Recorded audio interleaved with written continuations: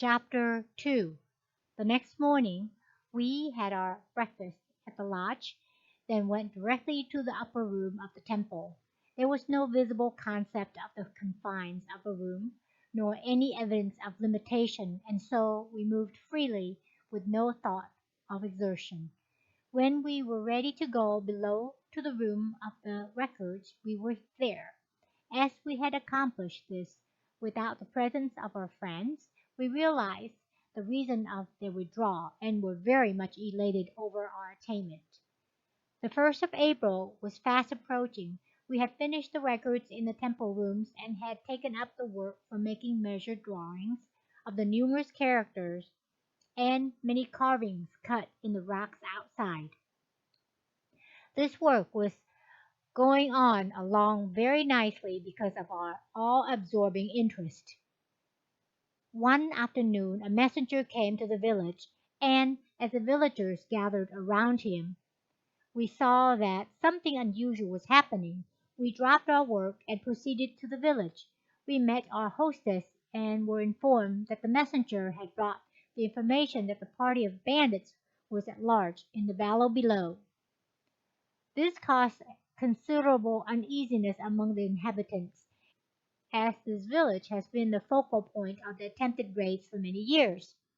The report had gone far and wide that the Tau Crossing Temple was the hiding place for vast treasure. The many attempts to rob the village had failed. The bands had in a great measure attributed former failures to the resistance of the people who lived in the valley below.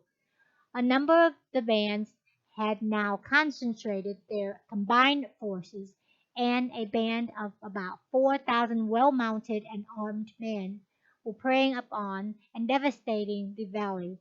In order to discourage the resistance of the inhabitants in closer proximity to the little village of the Tau Cross, they hoped by this method that the raid would be more successful.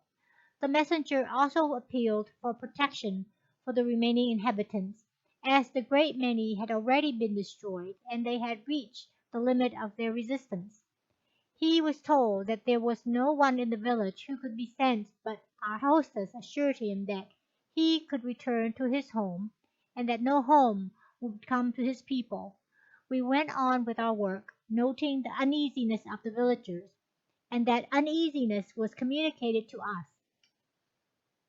The next morning we again resumed our work, as we were very anxious to complete the references for our records. We were certain that they would give a complete and accurate history, and also references as to where other records could be found. Thus we could trace the history of this older and extremely enlightened civilization that occupied this vast and now most remote portion of the world. We were disturbed by the possibility of losing this collection by reason of the bandit raids. As a result of our work, this collection was all assembled in the rooms of the records, where they had hitherto withstood a number of similar raids from the same source. That evening we talked to our hostess about the possibility of the formulation of some plan to aid the villagers, and voiced our surprise and wonder at the absence of our friends. We were told that, as an appeal for aid had been made by the messenger, that bandits would be obliged to stop their raids or they would destroy themselves. We retired that evening fully assured that we had been over-solicitous of our own safety. We arose early and were preparing to resume work, when the same messenger appeared with the news that the raids had seized upon the inhabitants, and the band had concentrated the entire force about 20 miles down the valley for an apparent concerted last drive on our little village. As our hostess and little party stood talking to the messenger, who was surrounded by a group of the villagers, a horseman rode into the village and came toward us. In coming toward us, as he passed smaller groups of congregated people, he was apparently recognized. They immediately dispersed and fled in terror. As he neared our group, the messenger called out the horseman's name, and then the messenger as well as the others took refuge in flight. Evidently fearing that the horseman was being followed by the band. Our hostess and ourselves were the only ones left as we awaited the near approach of the horseman. He reined in the horse, and with much gusto addressing our chief, began to speak, saying that the bandits were fully aware we were strangers, and that they were acquainted with our mission. He spoke in a tongue that none of us understood. He saw our bewilderment, and asked if they were not someone that could interpret. Our hostess turned and faced the man as he sat upon his horse, and asked if she could be of service. At first he looked as though he had received a severe electric shock. He, however, sufficiently recovered his composure to fairly spring from his horse. He rushed toward her with outstretched hand, exclaiming, "You here?" in the language that we understood. Then he placed his hands to his forehead and prostrated himself before her, begging her pardon. Our hostess directed him to arise and deliver his message. We could see her form stiffen, and for a moment her features almost blazed with anger, so intense as her display of emotion that for an instant we, as well as the man himself, was absolutely startled out of our composure. The words "coward," "murderer," "step forth and deliver your message," almost leapt from her lips. The man again went to his knees. Again the words blazed forth, "Stand up! Are you so debased that you dare not stand?" We did not wonder at the man's abject terror, for we, as well as he, were absolutely rooted to the spot, unable to move. I am certain had it been humanly possible for the man to have done so, he would have fled from the scene. For the moment he, as well as ourselves, had lost all power of speech and action. He crumpled to the ground, limp and apparently lifeless, his eyes staring with his mouth agape. This was the first and only time in our experience that these people of superior powers that had seen one of them give expression in any way to violent emotion. We were as terrified as the bandits.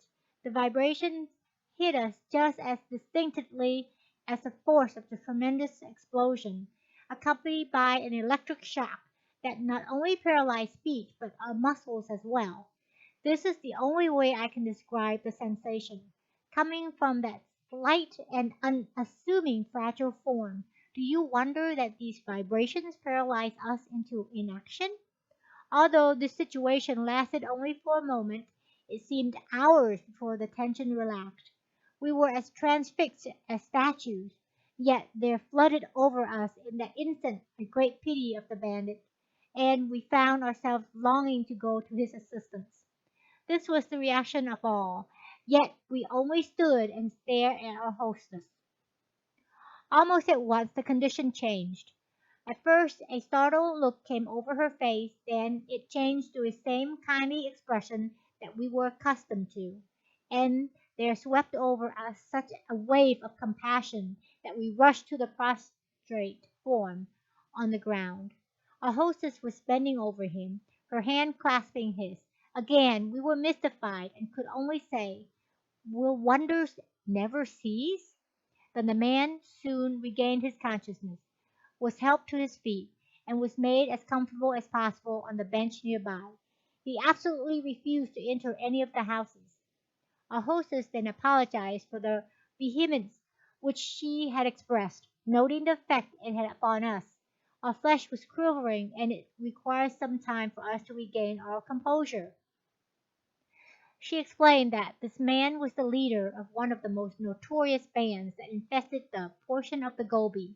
His name, if mentioned at all, was spoken with awe, as he was the most fearless and ruthless of characters.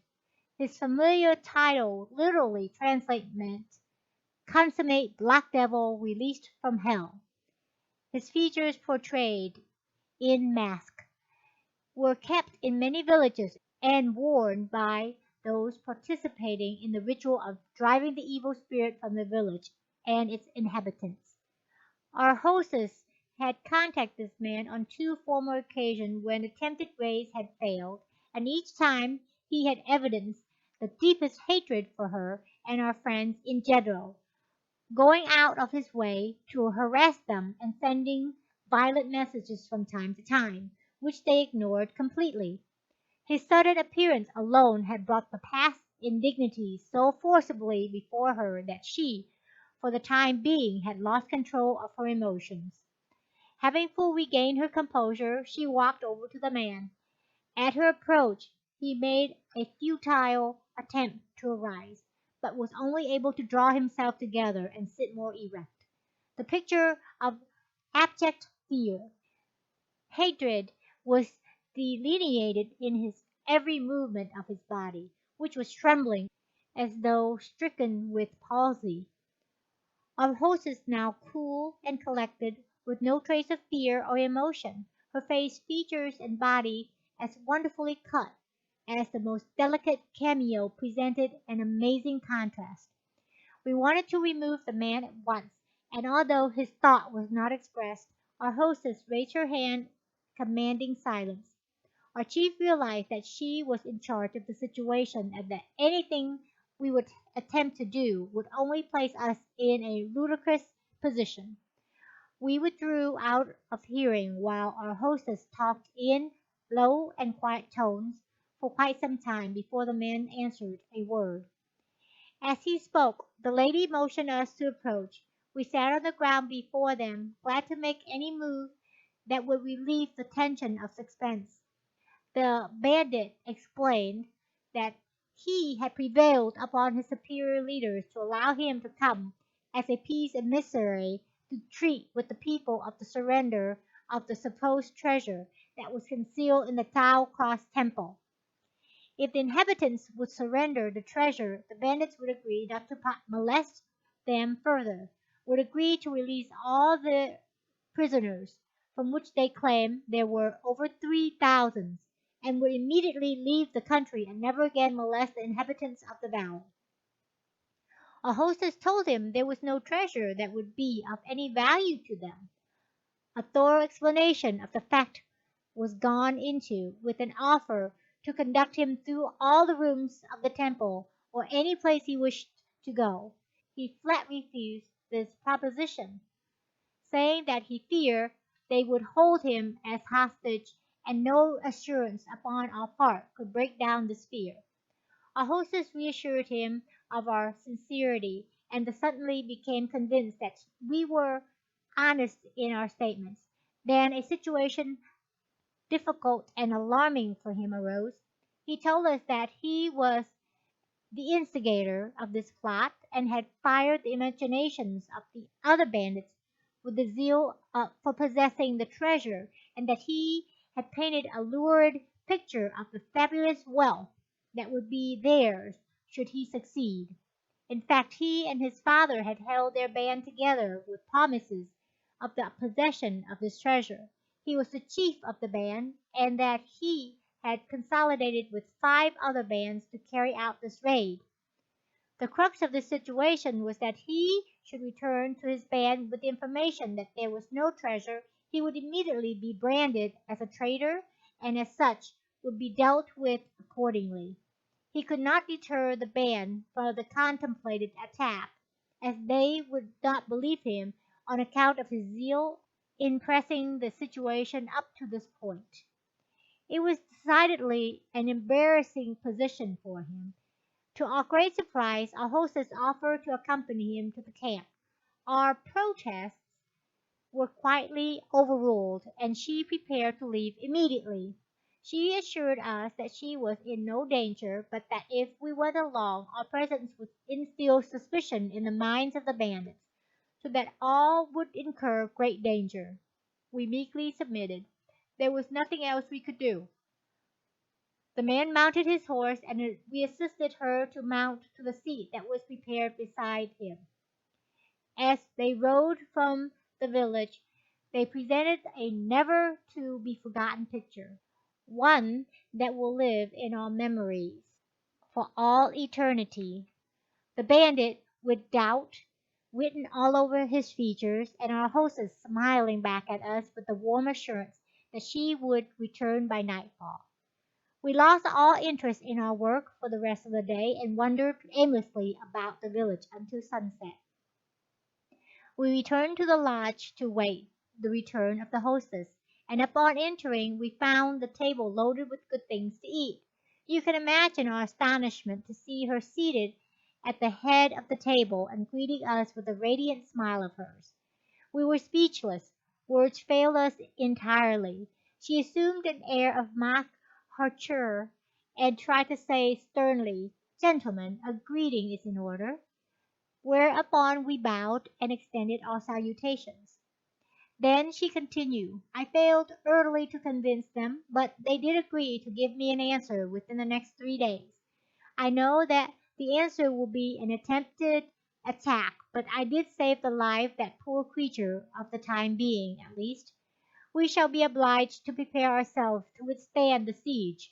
Nothing will deter them from making the attempt. I think that nearly all of us saw our fondest dreams and the results go a glimmering, as the familiar saying has it.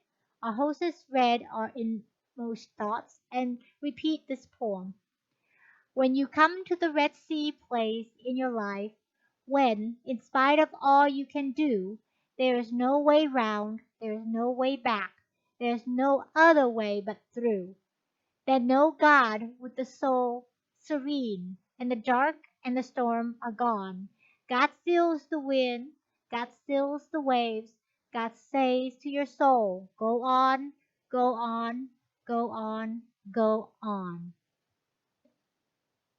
Chapter 3. After a meal was finished, we arose from the table, our hostess leading us into the garden. To our great surprise, we found Jesus, Emil, Jas, and Bud Ra seated. We joined the group and sat down. We could sense the inaudible sigh of relief and realize how much we had grown to rely upon these people. It was as though we had fastened ourselves to them with bands of steel. Somehow I saw that this we must not do. It was necessary for us to play our definite part in this great scheme of life. In order that we might not become mere puppets, we must stand wholly upon our own feet and rely wholly upon ourselves, or they would be obliged to sever the bands entirely. Our chief talked freely upon this subject later. The evening was still young, and the soft glow of the fading sunset colors suffused everything with a luxuriance and beauty that one must see to appreciate. There was not a breath of air stirring, not even a sound to disturb the tranquillity that seemed to engulf us. The bandit situation that we believed had weighed so heavily upon us but a moment before had disappeared entirely. It was calm and peaceful.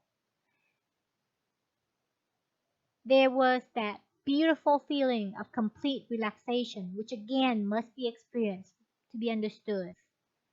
It was as though we were in a great stream of slowly moving light. We became suddenly aware that we heard the voice of Jesus, but not in words. My only explanation is that it was a pure rhythmic, flowing, vibratory influence that came to us in thought instead of words. The effect was much more pronounced than that of words. The rhythm and the cadence were beyond description. Thoughts seemed to flood in and lodge. This was an entirely new experience. As these thoughts or ideas came, we translate them into stenographic characters, then transpose them into words and sentences, later submitting them to these people for approval. When I say, "Behold, the Christ of God is here," I behold the God-man standing forth. I see this body as the true temple of God, the perfect instrument or channel through which the great creative principle flows and comes forth freely.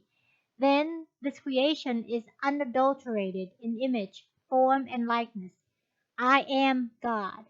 In this attitude I send forth the master of every situation. The Christ of God triumph. It is this ideal that I worship, and that which I worship I bring forth. I can in no way bring forth God if I am does not present God to all humanity. In this attitude, man stands forth the master of every situation. The Christ is triumphant, conquering. God and man are walking hand in hand, one. There is but one principle, one man. One of our party thought for a moment and then asked, "How can we bring forth this light and make practical use of it?" The answer came, "Let your body become a generator through which this great creative radiating principle flows. See this principle as the emanation of all power. Know that it is the principle of all power. Then, like an electric generator, your body will collect and magnify this energy until you send it out as a stream of pure white light that nothing can resist and anything directed towards you cannot harm you. You can also send us intense impulses of electrical energy over these light beams that the body of the one attempting to harm you will be destroyed. Any resistance to this energy immediately magnifies its volume and therefore its velocity. The ones setting up resistance against it or attempting to set up their personal will only harm themselves. If they do not set up any resistance to this light, this will pour its healing balm through them as well as it does through you. It is the pure God beam and power which blends with that of another at all times if there is no resistance to its free flow. It vibrates with the highest vibration. Consequently, all are vibrating in perfect harmony and accord, and no harm can possibly come to them, as they are in unison with the God vibration. There is absolutely nothing that can harm another unless that one resists the God vibration. Vibration is life. Do you not see how you stand one with God at all times? In this attitude, would there be a possibility of separation? The only separation is the resistance that causes the inharmony. Nothing can come near you when you stand in the holy mount, one with God. This is not a special privilege for a few, this is for all. I am the great absolute cause or source in which every child stands one with God. Thus all live under the law, the highest vibratory thought action. There is not an inharmonious vibration that can enter this sphere, his throne, where all belong and are at home. This is your divine kingdom. You can also use this power to return false and harmful thoughts or desires that are directed towards you. You can, if you so desire, step up this white God-light gleam, endow it with God's power, magnify and transform the energy and sender has given the thing or condition that was intended for you. Then place it into your reflector and send it back to the sender with the velocity of light. When you return it in this way, it is a beam of pure white light instead of merely lowered vibrations, as it was sent out to you.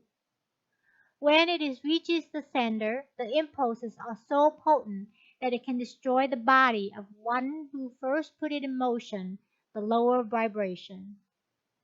It matters not whether you know the sender of the location from which it came, the vibration will return to its source unerringly. The judgment or day of retribution has arrived. As you give, so you receive good measure, God measure, pressed down and running over. You can transform God power and send it out with such force that it is irresistible.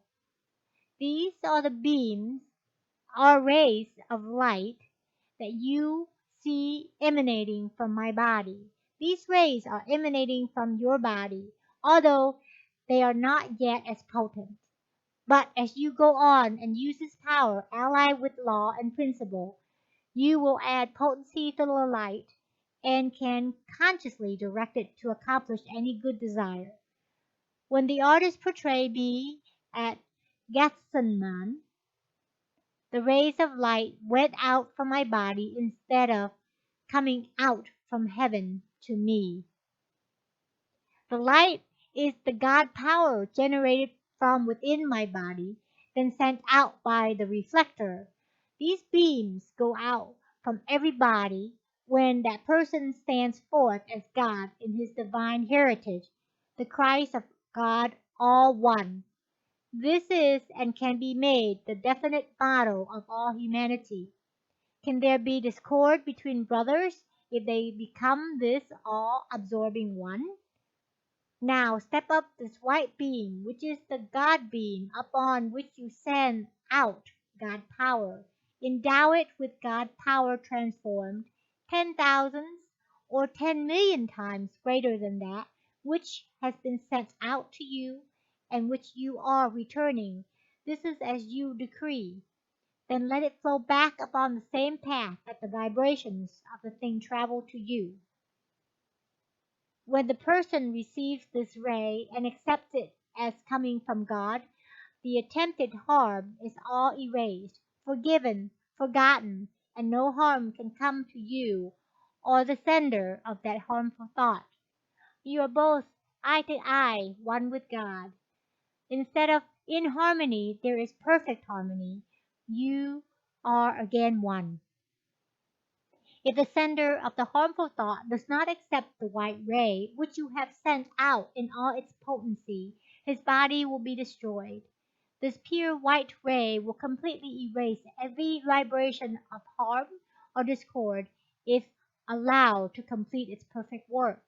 If resisted, there is nothing but a perfect erasure for one who holds determinedly to the resistance. His resistance draws to him the whole creative principle adversely as to the square of the resistance set up. The square means multiplying the resistance 4 times. Thus you see that as you send out good or evil, it will return to you fourfold. You are standing forth as the Lord or law giving forth good or God for evil, but even in this attitude, be truly humble. Judge not.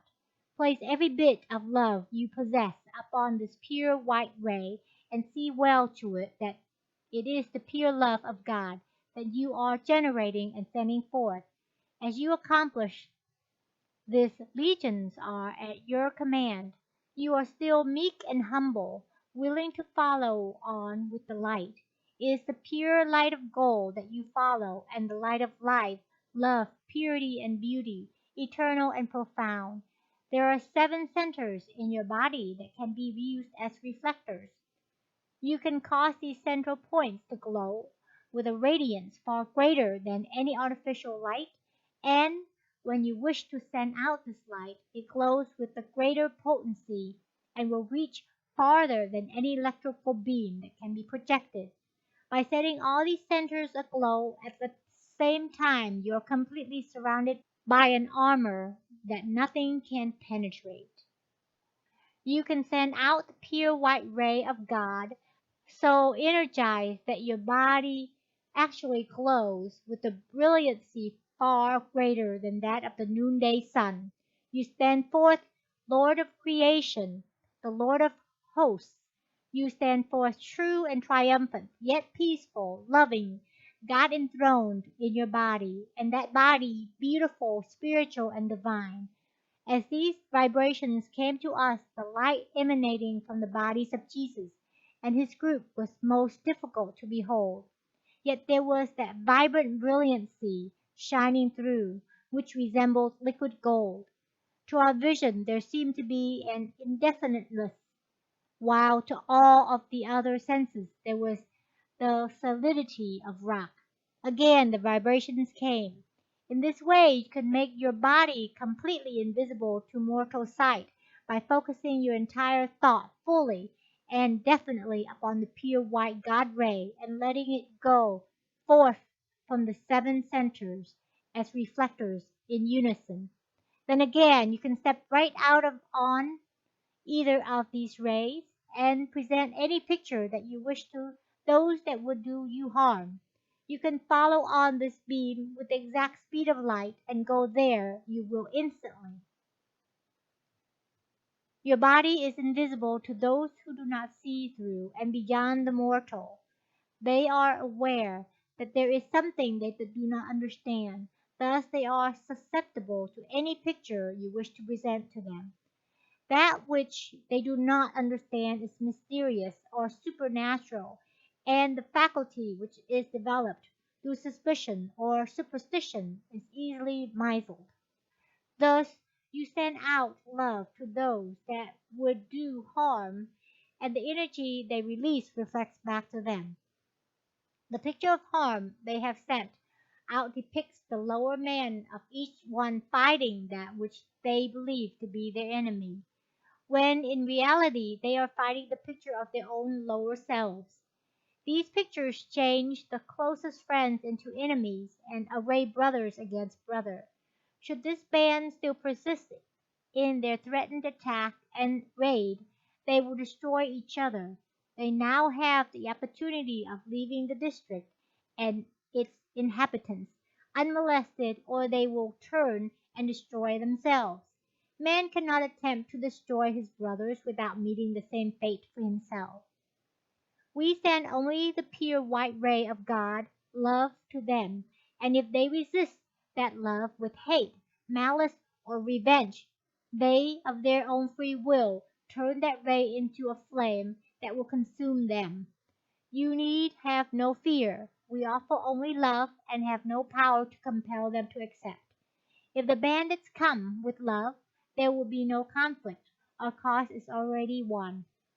At this juncture a call came that there was a messenger approaching the village.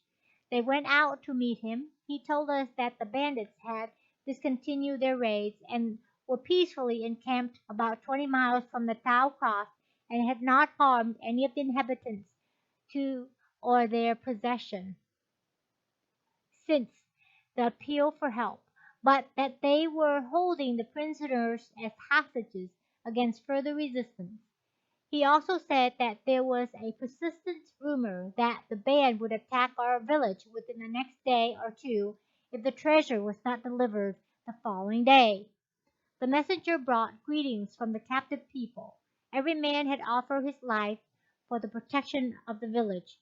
The messenger was told that this sacrifice would not be necessary and that he could return with the thanks and the deepest appreciation of the villagers for the proffered service. End of chapter 3.